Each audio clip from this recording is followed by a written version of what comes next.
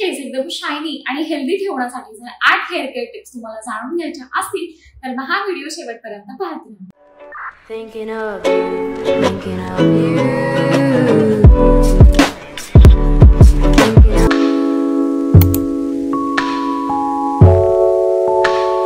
नमस्कार, मी ऋतुजा. तुम्हा सर्वांचं माझ्या चॅनलवर खूप मनापासून स्वागत.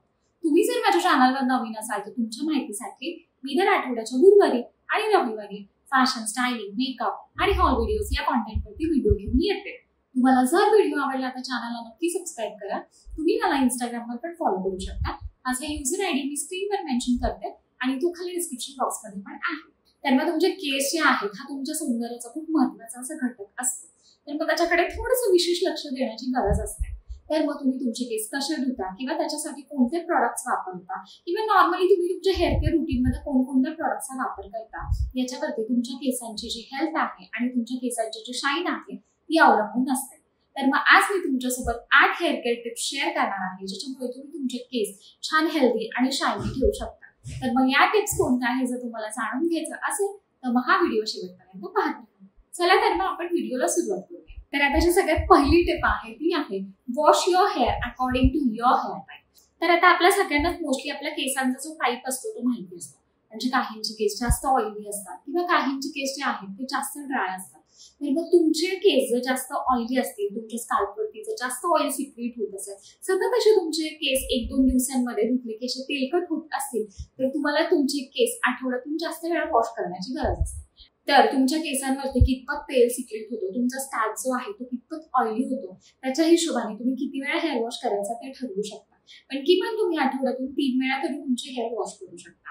आता जर तुमचे केस थोडेसे ड्राय असतील किंवा जर तुम्ही कोणती हेअर ट्रीटमेंट केली असेल, सपोज केराटिन केलं असेल किंवा तुम्ही हेअर कलर केले असतील तर त्यावेळेला आपले जे केस आहेत ते मनानेच खूप जास्त ड्राय होतात किंवा केसांचं जे टेक्स्चर आहे ते एकंदरीत थोडंसं ड्राय झालेलं असतं. तर मग अशा वेळेला मेक शुअर की तुम्ही उगाच जास्त वेळा म्हणजे जी तुमची हेअर वॉशची फ्रिक्वेन्सी आहे ती एकदम जास्त नसायला हवी. म्हणजे आठवड्यातून तुम्ही 2 वेळा हेअर वॉश करू शकता पण मोस्टली त्याच्यापेक्षा जास्त हेअर वॉश करणं टाळा. बिकॉज तुमचे केस जे आहेत ते अतिशय वृक्ष झालेले असतात, थोडेसे ड्राय झालेले असतात. तुम्ही आठवड्यातून 2 वेळा केस धुवू शकता. आता जसं तुमचं वय वाढतं तसं तसं तुमच्या केसांवरती जे तेल सिक्रेट होण्याचं प्रमाण असतं ते थोडं कमी होत जातं. त्याच्यामुळे तुम्हाला सतत असं शॅम्पू करण्याची गरज नसते.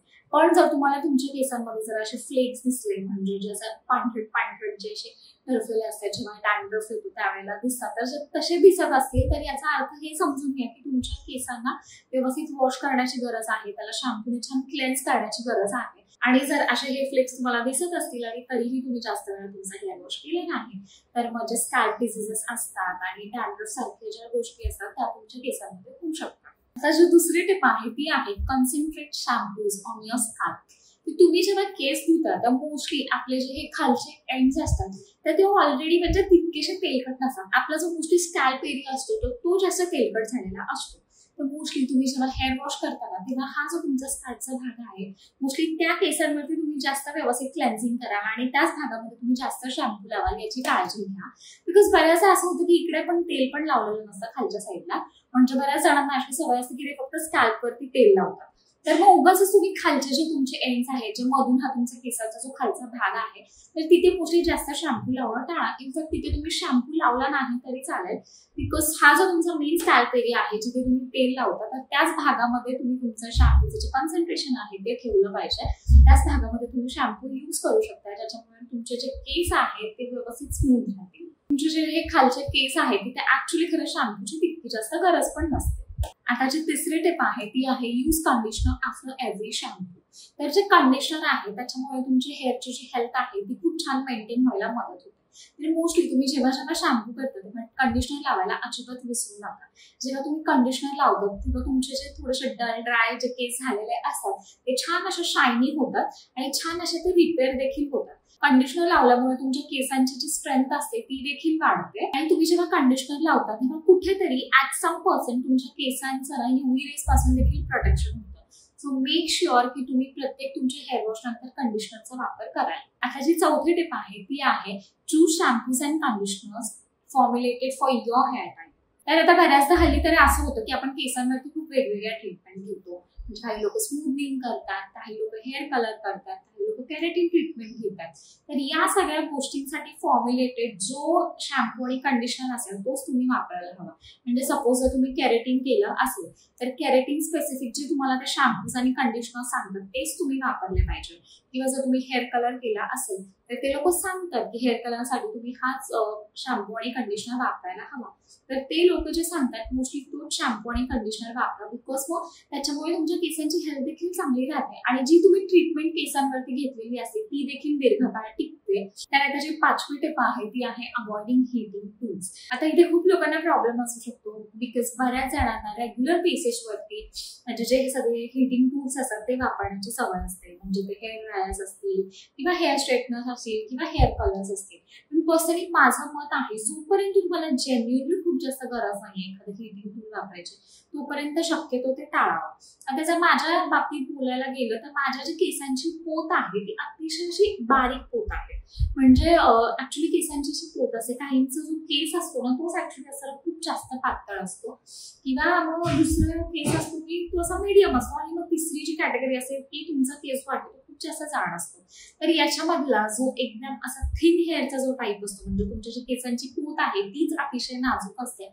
तर मग अशा वेळेला हे जे हीटिंग इक्विपमेंट्स असतात ते तुमच्या केसांना म्हणजे खूप जास्त डॅमेज करतात. म्हणजे लगेच तुम्हाला हेअरफॉल व्हायला लागतो. त्याचबरोबर केस देखील लगेच अशा ड्राय होऊन जातात. मोस्टली माझ्यासोबत ही गोष्ट होती बिकॉज माझ्या जी केसांची पोत आहे ती अतिशय नाजूक आहे.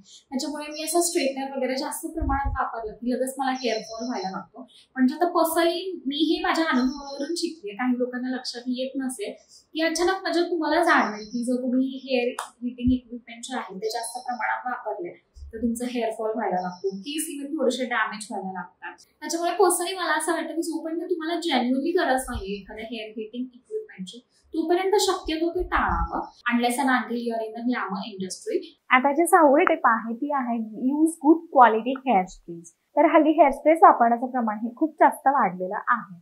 तर मग नॉर्मलीच आपण कोणत्या फंक्शनसाठी वेगवेगळे हेअरस्टाईल्स करतो तर त्याच्यासाठी हेअर स्प्रेस हे लागतातच लागतात.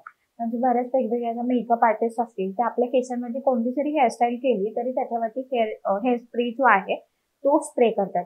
त्याचबरोबर कधी कधी असं होतं की आपण एकदम कमी बजेटवाली मेकअप आर्टिस्ट शोधतो, एकदम कमी बजेटवाली हेअरस्टाईलिस्ट शोधतो तर तिच्याकडे देखील वेगळे असे कुठले तरी हेअर स्प्रेज असतात. तर आपल्याला एक्झॅक्टली गॅरंटी नसते की ते कोणत्या प्रकारचे हेअर स्प्रेस यूज करतात. तर मी पर्सनली असं पाहिलेलं आहे की हेअर स्प्रेमुळे तुमच्या केसांना खूप जास्त डॅमेज होतो. म्हणजे तुमचे केस अक्षरशः पांढरे पडायला लागतात. जर तुम्ही व्यवस्थित जर नोटीस केलं असेल आणि तुम्ही जर हेअर स्प्रे खूप जास्त प्रमाणात वापरत असाल तर ऍक्च्युली त्याच्यामुळे केस पांढरे पडायला लागतात. तर मग तुम्हाला खरंच वेगवेगळ्या हेअरस्टाईल सतत करायला लागत असतील, फंक्शन्सला तुम्ही नेहमी वेगवेगळ्या हेअरस्टाईल करत असाल तर मेक शुअर की तुम्ही स्वतः एखाद्या चांगल्या अशा हेअर स्प्रेमध्ये गुंतवणूक कराल.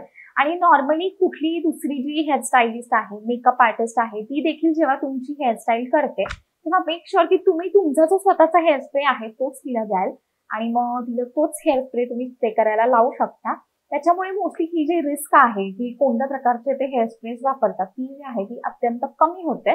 म्हणजे आपल्याला माहिती असतं की आपण कुठल्या क्वालिटीचं प्रोडक्ट वापरतो आहे. आणि जर ऑलरेडी तुमच्या केसांवरती खूप हेअर स्प्रे वगैरे मारून झाले असेल, नुकतंच असं एखादं फंक्शन वगैरे झालेलं असेल तर तुम्ही त्याच्यानंतर लगेच हेअर स्पा करू शकता सो दॅट जो सगळा डॅमेज झालेला आहे तुमच्या केसांवरती तो भरून निघेल. तर मग इव्हन माझं जेव्हा लग्न होतं तर माझी makeup artist was a very non अशी मेकअप आर्टिस्ट. म्हणजे खूप चांगली अशी मेकअप आर्टिस्ट होती ती. पण तिने पण स्वतः मला रेकमेंड केलेलं की आपण खूप जास्त हेअर स्प्रेस असे यूज करतो केसांवरती ज्याच्यामुळे थोडेसे केस डॅमेज होऊ शकतात. तर मग हे सगळं जेव्हा आटपेल तेव्हा तू पहिला हेअर स्पा करून घ्या. तर मग अकॉर्डिंग टू हर सजेशन मी लगेच हेअर स्पा करून घेतलेला. आणि इव्हन असं मी नॉर्मली पण कधी असे खूप जास्त हेअर स्प्रेस वगैरे यूज केले तर आय मेक शुअर की मी हेअर स्पा करते. आता जी 7वी टिप आहे ती आहे यूज सॅटिन पिलो कव्हर्स. तर आता ही जी टिप आहे ती बऱ्यापैकी सगळ्यांना माहिती असेल बिकॉज हल्ली सगळे लोक सांगतात की तुम्ही सॅटिनचे पिलो कव्हर्स वापरायला हवे. तर ऍक्च्युली सॅटिनचे पिलो कव्हर्स जे असतात ते तुमच्या केसांची जी हेल्थ आहे ती छान अशी मेंटेन ठेवतात.